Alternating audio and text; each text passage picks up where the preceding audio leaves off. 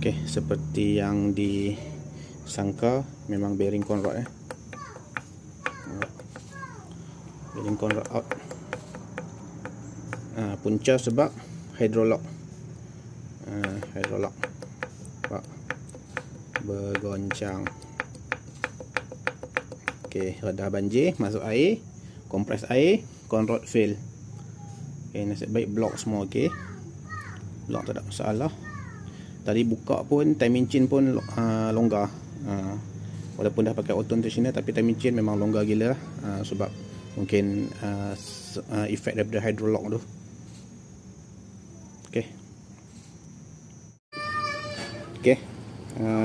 Bearing crankshaft elok. Tak ada masalah. Okey, sana pun elok. Okey, tak ada masalah.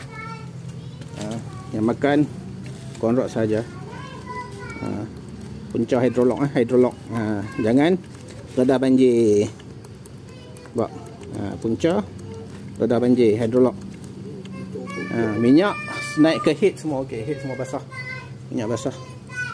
Okey, angkat. Punca dah kira berpuak tu. Pasal dia nak kompres tak boleh, kompres air. Okey. Nampak elok. Okey, elok. Tak ada masalah.